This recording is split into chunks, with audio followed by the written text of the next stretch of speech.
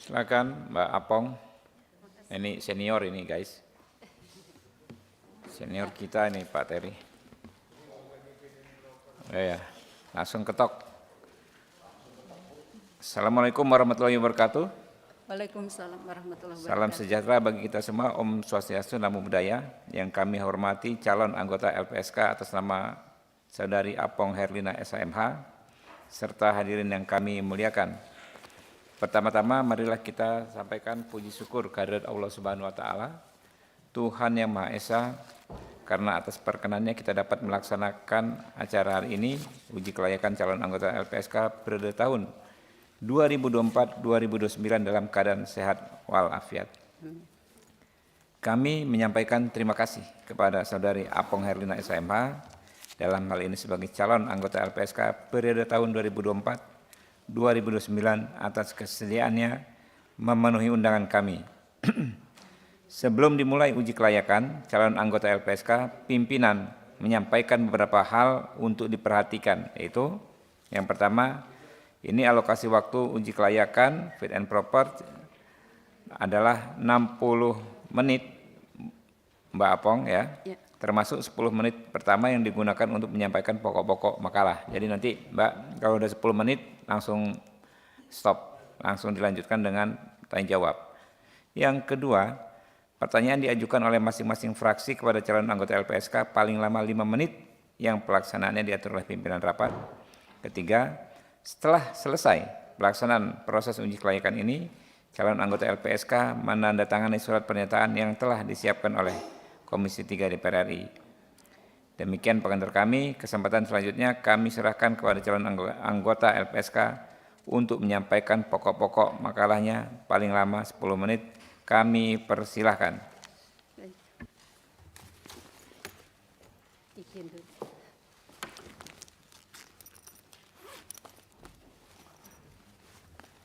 Mohon maaf, saya harus ganti dulu kacamata, Pak.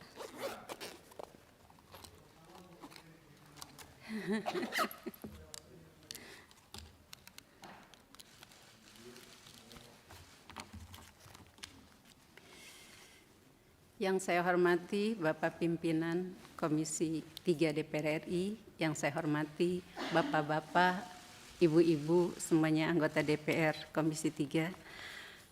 Assalamualaikum warahmatullahi wabarakatuh. Salam sejahtera untuk kita semua. Yang pertama saya menyampaikan permohonan maaf terkait dengan makalah kemarin, itu makalah yang saya buat agak terlalu cepat-cepat gitu kan, sehingga masih agak berantakan.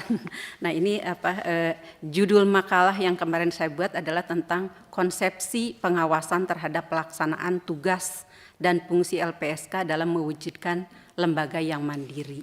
Nah terkait dengan itu, maka kemudian saya melihat bahwa LPSK ini didirikan oleh negara itu karena terkait dengan atau untuk penegakan keadilan bagi masyarakat dan bangsa ya. Karena kalau misalnya dalam keseharian sekarang ini mengikuti proses peradilan, hak dari korban itu belum tercapai ya. Yang ada adalah lebih fokus kepada pelaku. Nah, makanya kemudian negara kita itu sudah merubah Undang-Undang Dasar menjadikan bahwa negara Indonesia ini berdasarkan hukum ya. Artinya bahwa di sana bahwa setiap orang berhak atas pengakuan ya, dan jaminan perlindungan dan kepastian hukum yang adil serta perlakuan yang sama di hadapan hukum. Nah, kalau kita bicara tentang perlakuan yang sama di hadapan hukum tentu adalah kaitannya dengan pelaku, korban, dan saksi. Nah, semua ini fokus kalau sekarang ini karena pendekatannya adalah retributif, semangatnya menghukum, maka lebih fokus kepada pelaku. Nah, untuk korban terabaikan. Nah, alhamdulillah pada tahun 2008 maka negara kita ini membentuklah Lembaga Perlindungan Saksi dan Korban yang tujuannya adalah untuk memberikan rasa aman kepada saksi atau korban dalam memberikan keterangan pada setiap proses peradilan. Nah, di dalam melaksanakan tugasnya LPSK ini cukup banyak ya. Tetapi paling tidak gitu kan, saya selalu menyampaikan bahwa mudah-mudahan ini juga ada perbaikan ke depan, karena di dalam Undang-Undang LPSK memberikan rasa aman kepada saksi dan korban dalam keterangan pada setiap proses peradilan. Artinya ini adalah dalam proses peradilan, tapi di dalam peraturan undang-undangnya sekarang bukan hanya rasa aman tetapi juga memberikan bantuan, ya, dengan perubahan yang baru yaitu yang tahun 2014 ada di situ memberikan bantuan kepada korban berupa rehabilitasi. Ini mungkin bisa itu kan ya, berupa rehabilitasi, kemudian juga rehabilitasi medis, rehabilitasi psikologis dan psikososial. Dan selain itu juga bahwa ini boleh dipindahkan ya, bahwa kemudian juga korban juga berhak untuk mendapatkan ganti rugi. Ganti ruginya itu kalau di dalam undang-undang itu bisa disebut dengan restitusi atau kompensasi. Nah, kalau misalnya kita melihat dari target seperti itu, sebenarnya tujuan dari perlindungan saksi dan korban itu adalah agar terwujudnya keadilan bagi saksi dan korban. Itu yang arah yang kita harapkan. Dan kemudian dengan adanya tugas dan kewenangan untuk memberikan rasa aman dan kemudian juga untuk memberikan bantuan dan kemudian juga memenuhi kebutuhan dari korban dan saksi, maka kemudian ada kegiatan-kegiatan yang harus dipenuhi oleh lembaga perlindungan saksi dan korban. Yang pertama adalah melaksanakan perlindungan kepada saksi dan korban. Yang kedua tentu harus membuat kebijakan perlindungan saksi dan korban. Kemudian membantu untuk memberikan kompensasi, restitusi, dan bantuan, baik itu rehabilitasi medis, rehabilitasi psikologis maupun rehabilitasi psikososial. Kemudian juga melaksanakan kerjasama dengan instansi terkait dan masyarakat. Dan yang kelima itu melaksanakan sosialisasi dan juga pelatihan dengan instansi yang lain. Karena banyak juga masyarakat yang belum paham tentang bagaimana sih caranya untuk mengajukan permohonan atau meminta perlindungan dari LPSK. Kemudian yang keenam adalah melaksanakan pengawasan, pemantauan, dan penilaian tentang pelaksanaan program, dan kemudian setelah melakukan penelitian ini kemudian membuat laporan tentang pengembangan kinerja di LPSK. Yang ketujuh adalah melaksanakan tugas lain yang berkaitan dengan perlindungan saksi dan korban. Nah, ini yang terkait dengan tugas dan wewenang dari LPSK. Nah, karena judulnya itu diminta tentang pengawasan, maka ini mohon dilompat aja karena ini waktunya sedikit. Tentang pengawasan, ya, saya yang ke-13 kalau tidak salah. Pengawasan, nah di sini ya, dikit lagi satu lagi. Nah, saya coba mengambil banyak sekali definisi tentang pengawasan, tapi saya coba ambil ini. Pengawasan adalah suatu proses kegiatan yang dilakukan untuk memantau, mengukur, dan bila perlu melakukan perbaikan atas pelaksanaan pekerjaan sehingga apa yang telah direncanakan dapat dilaksanakan sesuai dengan tujuan yang diinginkan. Nah, itu yang harus dilakukan dalam melakukan pengawasan.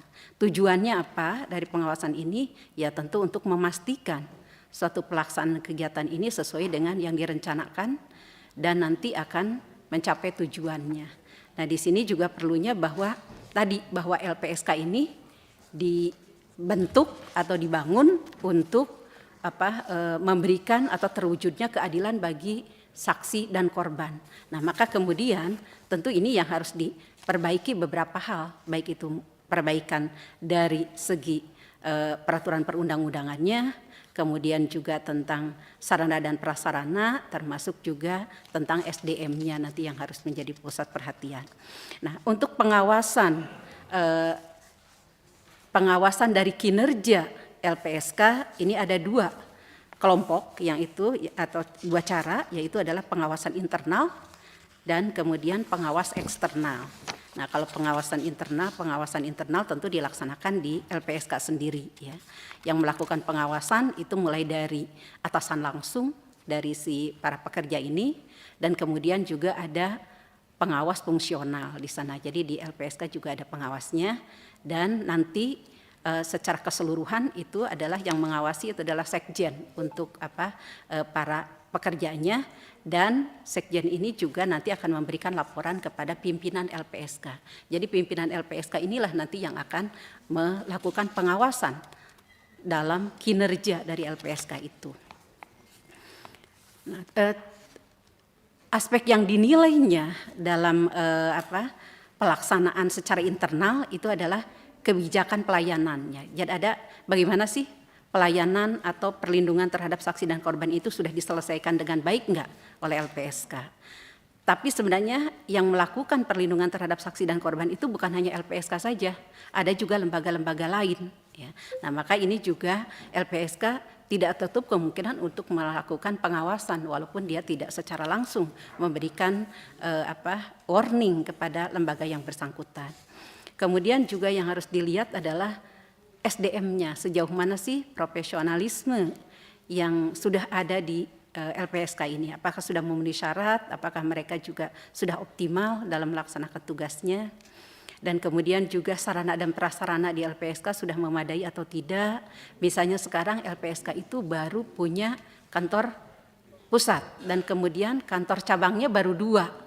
Nah, padahal yang ditangani adalah seluruh Indonesia. Nah, ini juga tentu akan menjadi masalah atau kendala dalam perlindungan saksi dan korban. Kemudian juga kaitannya dengan sistem informasi pelayanan publik. Jadi pelayanan publiknya itu kan tidak hanya bahwa dia harus datang langsung, tetapi juga bisa diberikan secara bisa melalui WA lah, bisa melalui secara online dan sebagainya. Kemudian konsultasi dan pengaduan. Jadi ini kaitannya dengan kalau ada pengaduan, kalau ada masyarakat yang tidak berkenan, bisa dibuka untuk itu. Dan hal yang lain adalah inovasi pelayanan di LPSK, karena mungkin ada beberapa peraturan yang belum ada, nah maka perlu ada juga dorongan-dorongan untuk melakukan pelayanan yang lebih optimal untuk saksi dan korban. Nah, ini targetnya itu adalah bahwa nanti LPSK ini bisa memberikan rasa aman tadi ya, dengan kegiatan-kegiatan tadi. LPSK itu akan memberikan rasa aman ya, kepada saksi dan korban dalam memberikan keterangan dalam proses peradilan. Kemudian juga LPSK juga bisa memberikan bantuan rehabilitasi, baik itu rehabilitasi medis, rehabilitasi psikologis maupun rehabilitasi psikososial. Dan kemudian juga saya selalu mengatakan bahwa ini juga bantuan untuk mengganti kerugian, yaitu yang berupa restitusi atau kompensasi kepada korban.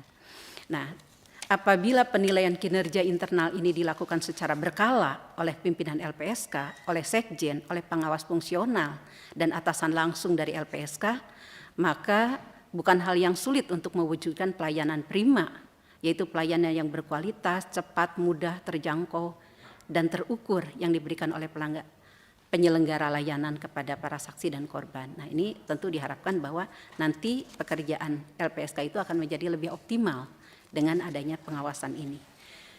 Nah, tentu ini adalah dikaitkan dengan tugasnya. Nah, kalau misalnya saya coba melihat dari undang-undang tentang pelayanan publik ya, yang melakukan pelaksanaan tugas atau penanggung jawab pelaksanaan tugas, yaitu adalah pimpinan kesekretariatan, yaitu sekjen kalau di LPSK ya. Dan sekjen ini yang melakukan atau mengkoordinasikan kelancaran penyelenggaraan tugas pokok dan fungsi dari LPSK. Kemudian melakukan evaluasi penyelenggaraan perlindungan dan pemenuhan hak saksi dan korban, dan kemudian sekjen ini yang melaporkan kepada pimpinan LPSK tentang pelaksanaan penyelenggara perlindungan, pemenuhan hak saksi dan korban di seluruh satuan kerjanya ini. Dan kemudian juga tadi adalah pengawasan internal. Nah, kalau pengawasan eksternal ini tentu yang melakukannya ini adalah masyarakat, bisa juga ombudsman. Mohon maaf Mbak Apong ya. Ya. 10 menit sudah terlampaui ya, sudah 11 menit. Belum selesai. Dan kita semua sebenarnya udah punya ini. Baik. Sudah baca juga. Ya. Jadi kita langsung ke season pendalaman, silakan Mbak Rizky. Ya, bukan Rizka. Rizka ada? Wah, gantian. Rizky dulu, silakan. Terima kasih pimpinan. Saya ingin fokus kepada makalah Ibu Apong, Saudara Apong ini di halaman 5. terkait hak saksi dan korban. Pada dasarnya begini, bicara sebuah lembaga, Ibu sendiri untuk bicara konsep yang mau akan dibawa, saya yakin itu pasti sesuai dengan aturan yang ada.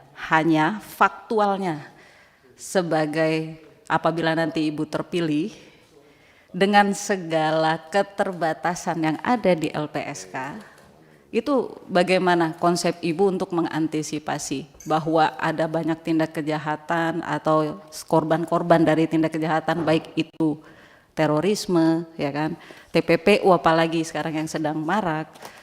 Keterbatasan ini pasti akan terbentur lah nanti suatu saat. Nah, Ibu bagaimana cara atau konsep Ibu untuk mengantisipasi ini? Karena tidak mungkin ada yang diurus, ada yang enggak. Apabila sudah terjadi hal-hal yang nanti di mana LPSK harus berperan di situ. Jadi intinya saya ingin mempertanyakan itu. Kedua, tadi di makalah Ibu juga menyatakan adanya perubahan KUHP menjadi peluang untuk LPSK secara aktif dalam proses peradilan. Coba berikan kami gambaran bagaimana yang dimaksud aktif dalam proses peradilan. Sekali lagi bahwa dengan segala keterbatasan ini, keterbatasan yang ada dalam LPSK lembaga ini, bagaimana Ibu mengaktualisasikan LPSK nanti dalam prosesnya. Mungkin sementara itu saja, pimpinan. Terima kasih. Ya, silakan Saudara Arteria Dahlan. Belum? Masih sebelah kiri Pak Nasir Jamil. Ya, terima kasih Ketua. Calon komisioner LPSK yang saya hormati, saat ini saudara calon adalah komisioner Komisi Kejaksaan Republik Indonesia dan juga pernah di Komisi Perlindungan Anak kalau tidak salah. Jadi memang kalau membaca latar belakang atau jejak rekam yang saudara miliki, memang saudara atau calon ini bisa dinilai mumpuni dalam kasus-kasus terkait dengan HAM dan penegakan hukum. Saya mungkin bertanya di luar dari konteks bagaimana mewujudkan lembaga perlindungan saksi dan korban yang mandiri. Saya ingin tanya kepada saudara terkait dengan soal pelanggaran HAM berat yang sampai hari ini tidak jelas nasibnya. Ya. Beberapa waktu lalu Presiden misalnya menghadirkan sebuah tim ya, penyelesaian non yudisial. Dan kita tahu bahwa selama ini ada perbedaan terkait menyikapi soal pelanggaran HAM berat itu. Komnas HAM merasa sudah melakukan, tapi Kejaksaan selalu mengatakan bahwa apa yang dilakukan oleh Komnas HAM itu tidak memenuhi kriteria atau syarat yang mereka atau yang katakanlah Kejaksaan punya pikiran begitu. Ya. Nah, bagaimana saudara calon melihat ini begitu? Ya.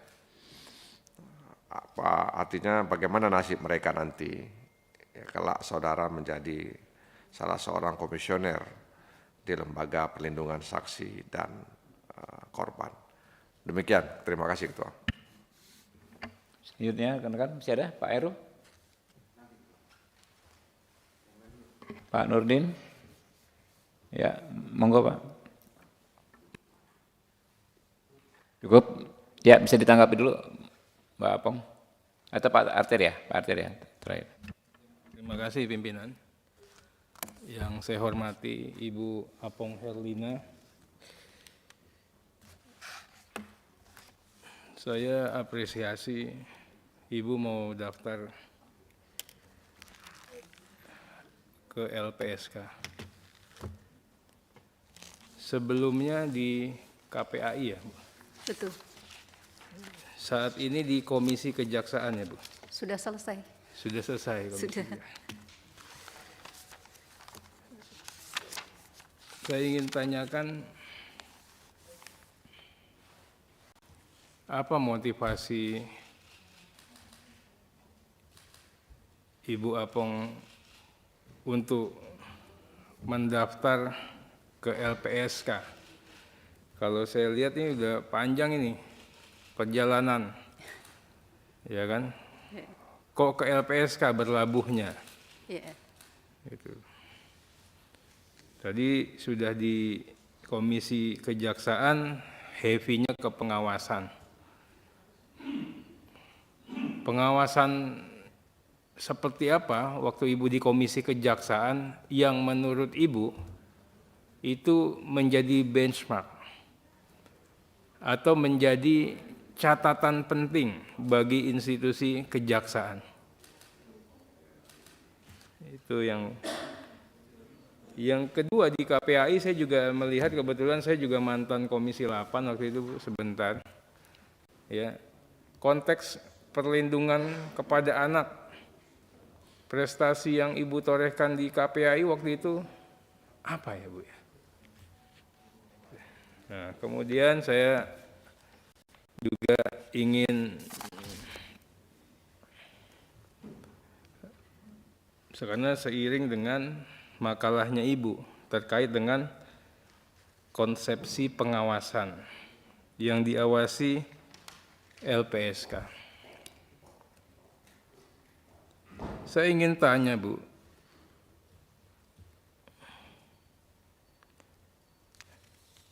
DPR sudah berprestasi.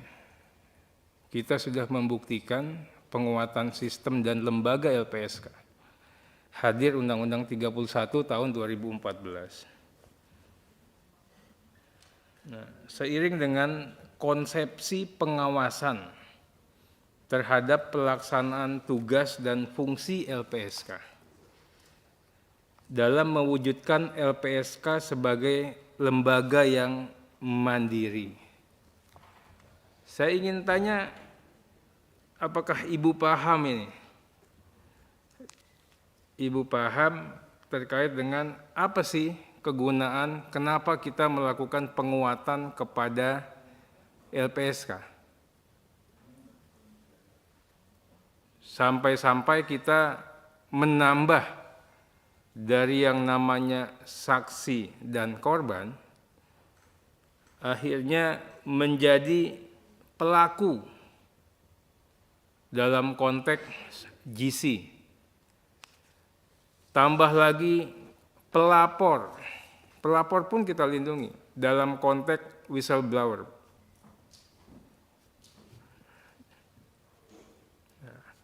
Konteks perlindungan itu,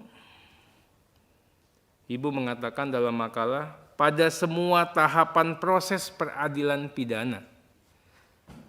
DPR lebih ekstrim lagi. Sebelum proses pro justisia, sebelum proses peradilan pidana, LPSK hadir. Makanya kemarin pada saat Brigadir E atau apa-apa itu ya, halal semua. Itu loh, Bu. Nah, biar Ibu nanti paham juga ini. Ya, saya ingin, karena dikatakan tadi konsepsi pengawasan. Dari kalimat konsepsi pengawasan terhadap pelaksanaan tugas dan fungsi LPSK dalam mewujudkan LPSK sebagai lembaga yang mandiri. Saya ingin tanya, Bu. Dari makalah yang Ibu buat ini, konsepsi pengawasannya di mana? Saya belum baca ini, nggak ngelihat. ya, Saya akan pilih Ibu tentu ya, karena Ibu punya pengalaman. Tapi saya kan juga harus melakukan pertanggungjawaban publik di sini. Di mana konsepsi pengawasannya? Kemudian pelaksanaan tugas dan fungsi yang Ibu panjang lebar masukkan ini adalah tulisan yang ada di undang-undang normatif sekali. Sebenarnya kita lihat sensitivitas ibu terkait dengan diksi redaksi yang ada di undang-undang. Berikutnya, ya, apa makna menurut ibu? LPSK adalah lembaga yang mandiri. Ya. Kan namun bertanggung jawab kepada presiden juga, Bu ya. Nah, maknanya seperti apa? Lalu konteks pengawasannya di mana? Di sini nggak ada sama sekali, Bu. Sampai ibu terakhir, ibu ngomong, tidak ada bicara mengenai pengawasan. Nah, ini saya juga ingin dijelaskan. Berikutnya, ini satu-satunya sampai hari ini pimpinan yang siap ini kayaknya Bu Apong. Sampai nambah-nambah pakai yang seperti ini ya. Barulah di sini ibu ngomong terkait dengan diksi pengawasan. Tapi pengawasannya sendiri itu apa? Belum jelas nih Bu. Saya ingin tanya deh kalau gitu. LPSK menurut ibu yang perlu diawasi itu yang bagian mana? Kalau ada tupoksi kewenangan yang berpotensi menyimpang, yang seperti apa? Hal-hal apa saja yang harus diawasi? Idealnya bagaimana? Kemudian kemungkinan kalau ibu masuk ini ibu bisa ngerubah nggak? Kan ini jelas internal pengawasan ada sekjen. Tapi saya juga jelas di sini Bu. Ibu mengambil pengawasan eksternal. Ada DPRD provinsi, DPRD kabupaten kota. DPRD provinsi kabupaten kota itu bukan pengawas sebenarnya, Bu. Itu bagian daripada unsur pemerintahan daerah. Kalau berdasarkan undang-undang. Yang namanya pengawas itu ya DPR RI. Saya juga ingin nanti dipertegas. Tapi Bu, kami ingin juga nanti Ibu jelasin dulu. Saya yakin lah kalau Ibu punya integritas dan mudah-mudahan Ibu orang baik gitu loh. Tapi saya ngelihat makalahnya masih ada yang saya katakan perlu untuk digali lagi. Terima kasih Bu. Baik, terima kasih Pak. Ya, terima kasih. Silakan Bu ditanggapi. Kalau ada pertanyaan yang sama, langsung dijawab. Ya, dan kalau orangnya sudah keluar ruangan tidak perlu dijawab. Silakan. Ya, baik. Pertama yang saya jawab mungkin dari Ibu Rizky Nur dulu ya, terkait dengan bagaimana cara konsep untuk mengantisipasi perlindungan terhadap saksi dan korban ya. Ini khususnya yang terkait dengan perubahan KUHP dan KUHP ya di sini. Bagaimana sih secara aktif bahwa terkait dengan perubahan KUHP dan KUHP.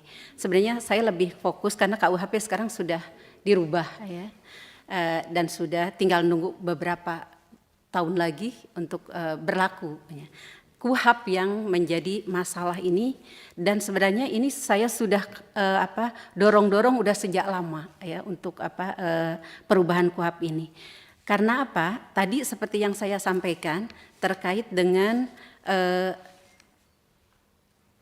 terwujudnya keadilan bagi masyarakat, bagi bangsa dan negara, ini diaturnya sebenarnya dalam proses peradilan itu diatur di KUHP. Ya. Nah, di dalam KUHP itu lebih fokus kepada pelaku, ya. Dan kemudian juga KUHP kita juga, gitu kan, hak-hak untuk korban tidak ada diatur di dalam KUHP. Yang ada adalah bagaimana ancaman hukum terhadap si pelaku. Padahal kalau kita bicara tentang keadilan, itu tadi yang saya sampaikan di dalam penyampaian makalah saya, bahwa Indonesia ini adalah negara hukum dan itu kan sudah ada perubahan di dalam undang-undang dasar kita. Nah, dengan adanya bahwa Indonesia adalah sebagai negara hukum, maka semua masyarakat ya termasuk korban maupun saksi itu harus mendapatkan hak yang sama dalam proses peradilan. Nah, terkait dengan ini, kalau kita lihat dari KUHP yang sekarang masih berlaku, maka fokusnya kepada pelaku. Nah, korban itu tidak pernah. korban itu di dalam beberapa aturan yang saya terima kasih kepada Ibu Bapak sebagai anggota Dewan Perwakilan Rakyat yang sudah membuat berbagai undang-undang. Itu banyak di undang-undang itu diatur tentang hak-hak korban. Misalnya tentang PPO ya, korban perdagangan orang, itu ada haknya di situ diatur. Kemudian juga korban kekerasan seksual, ada haknya. Tetapi begitu diproses di peradilan, ini tidak ada putusan hakim yang mengatakan bahwa korban ini berhak untuk mendapatkan rehabilitasi medis. Korban ini berhak untuk mendapatkan rehabilitasi psikologis. Tidak ada putusan hakim yang mengatakan seperti itu. Tidak ada tuntutan jaksa seperti itu. Ya. Ini juga nanti mungkin dikaitkan dengan pertanyaan dari Pak Arteria ya, yang tadi yang kaitannya dengan arahnya kemana sih gitu kan. Jadi mungkin biar tidak terulang lagi nanti. Jadi sebenarnya yang saya harapkan itu adalah bagaimana keadilan ini bisa didapatkan oleh masyarakat. Sebenarnya penegakan hukum itu tugasnya apa? Tujuannya apa? Adalah untuk memberikan keadilan bagi pencari keadilan. Nah, pencari keadilan itu sebenarnya siapa? Pencari keadilan itu adalah orang yang dirugikan, orang yang disakiti. Siapa? Ya korban. Ya. Nah, tetapi di dalam proses peradilan ternyata korban tidak dapat apa-apa. Yang ada adalah penghukuman terhadap si pelaku. Pelaku dihukum. Tapi korban kekerasan seksual, aduh saya tuh masih sakit nih di sini, tidak dapat apa-apa gitu kan. Sekarang sudah mulai, kita juga terima kasih kepada Ibu Bapak yang sudah membuat juga aturan tentang rehabilitasi, tentang restitusi. Ya. Nah sekarang sudah mulai bahwa jaksa itu boleh melakukan tuntutan berupa restitusi kepada si pelaku ya. Dan kalau ternyata untuk korban-korban tertentu maka kemudian bisa dimintakan kompensasi. Nah, artinya bahwa ini adalah kerugian-kerugian yang dibutuhkan oleh korban, ini sudah mulai ditutup dengan itu. Walaupun dalam pelaksanaannya untuk restitusi juga tidak gampang. Restitusi ini kan pelaku yang akan membayarnya. Begitu pelakunya tidak punya apa-apa, sudah nggak bisa ngapa-ngapain. Paling juga ya udahlah saya pasang badan aja dengan tambahan hukuman misalnya. Jadi selesai sampai di situ. Nah, jadi korban tetap tidak dapat apa-apa. Ini mungkin yang kaitannya dengan kita diarahkan ke depan, mudah-mudahan nanti ini langsung juga dengan Pak Arteria tadi kira-kira kemana sih arahnya ya. Ke depan kita harapkan bahwa karena ini Ibu Bapak yang punya kewenangan untuk memperbaiki KUHP ya. Ke depan itu adalah korban itu bisa mengajukan tuntutan bukan hanya restitusi, termasuk hak korban yang tadi sudah diatur di dalam Undang-Undang LPSK, yaitu tadi memberikan rasa aman sih udah ada ya, tapi kemudian bantuan berupa rehabilitasi medis, rehabilitasi psikologis, rehabilitasi psikososial, ini tidak bisa dilakukan sepenuhnya oleh LPSK. LPSK ini punya keterbatasan ya. Nah, dengan adanya putusan dari pengadilan, maka ini tidak bisa lepaskan begitu aja ya. Sebagai contoh misalnya kalau dimungkinkan bahwa Pemda ya atau dinas sosial diwajibkan untuk memberikan rehabilitasi psikososial kepada si korban. Nah, dinas sosial tidak mengatakan bahwa aduh maaf saya tidak punya anggaran, saya tidak bisa melakukan ini.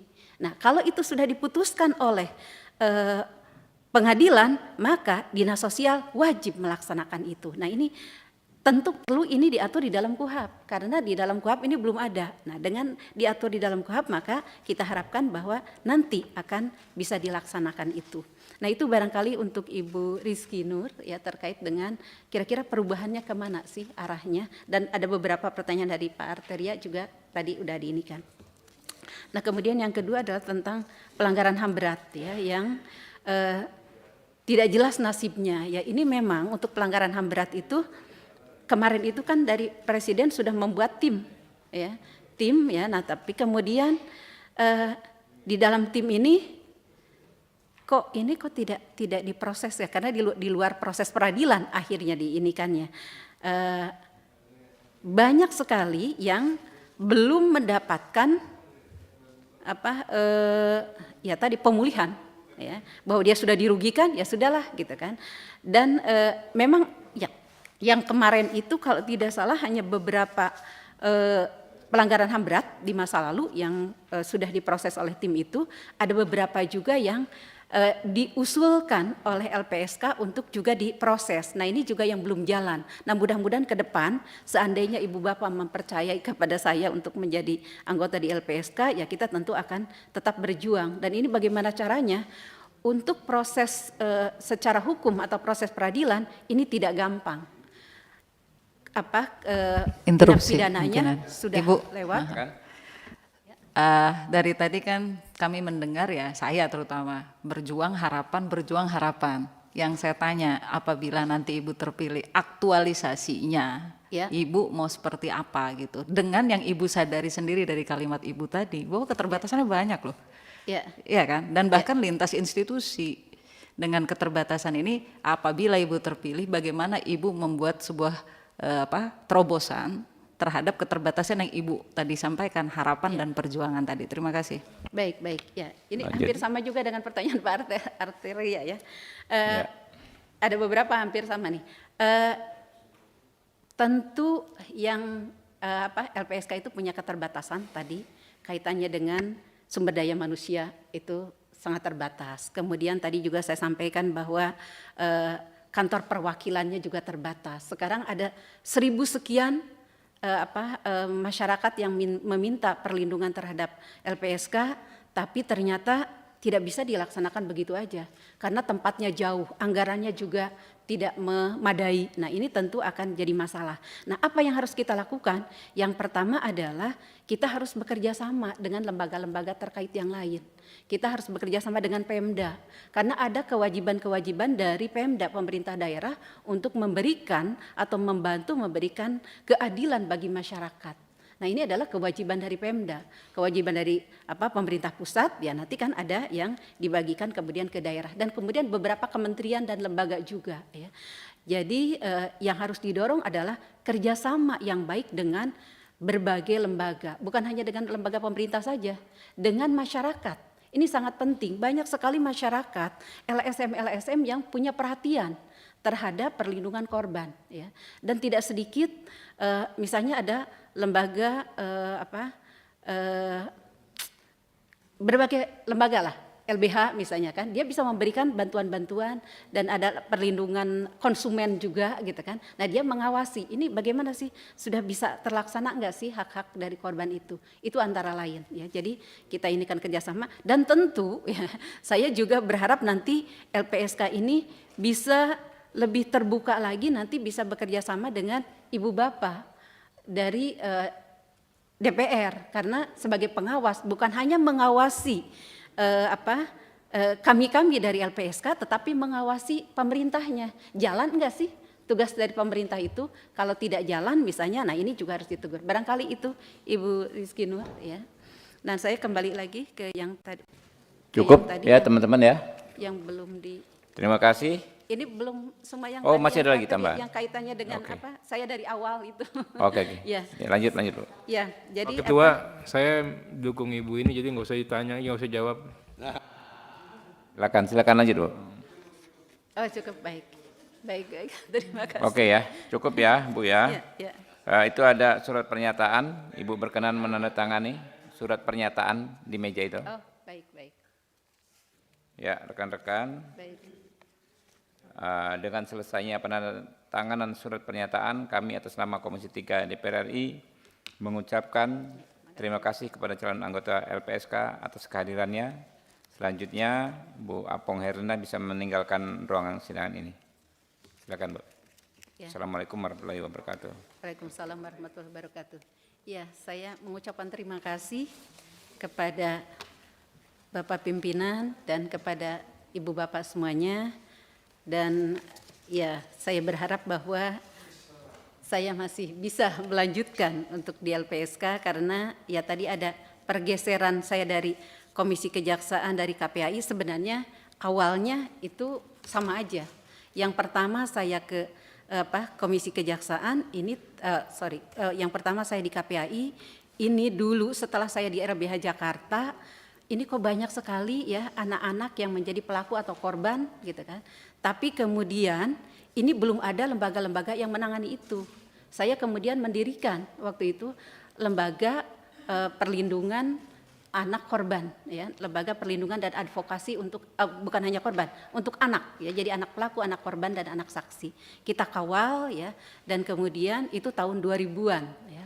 Dan saya sampai mendorong waktu itu kita terbuka juga dari DPR, ya, untuk memberikan masukan-masukan, ya, alhamdulillah diterima masukannya untuk mengawal membuat undang-undang perlindungan anak. Alhamdulillah tahun 2002 itu keluarlah undang-undang perlindungan anak, ya. Nah, setelah undang-undang perlindungan anak selesai, maka kemudian saya pikir ini sudah ada KPAI ini, boleh dong saya masuk. Nah, saya masuk di KPAI dan saya kemudian mengawal untuk memperbaiki undang-undang sistem peradilan pidana anak di situ. Dan alhamdulillah saya di komisi Kementerian Hukum dan HAM saya dipercaya menjadi wakil ketua tim perumus undang-undang sistem peradilan pidana anak ini, ya. Ketuanya Prof. Harkisri Harkisnowo, saya sebagai wakilnya, dan ini kita kerjasama tentu dengan DPR. Dan akhirnya setelah selesai menyelesaikan undang-undang ini, saya diminta oleh Bappenas untuk mengawal pelaksanaan undang-undang SPPA ini, termasuk membuat modul training dan sebagainya. Dan setelah membuat modul training, alhamdulillah saya kemudian diberikan kesempatan untuk ngajar. Jadi sampai sekarang saya ngajar di badiklat kepolisian, kejaksaan, Mahkamah Agung, kemudian juga di badiklat Kementerian Hukum dan HAM. Nah itu, dari Ya, situ. Oke, cukup. Itu. Ya. Oke, biar baik, lanjut yang lain kita biar ini. Baik, Oke, terima kasih Bu ya. sekali. Ya. Yuk. Saya ucapkan terima kasih atas bantuannya, mudah-mudahan saya diberikan kepercayaan untuk menjadi anggota di LPSK. Saya sampai di sini. Jadi, teman-teman, Wassalamualaikum kita warahmatullahi skor wabarakatuh. apa lanjutnya ya? Skor sholat zuhur ya. Berapa? Setengah jam aja ya.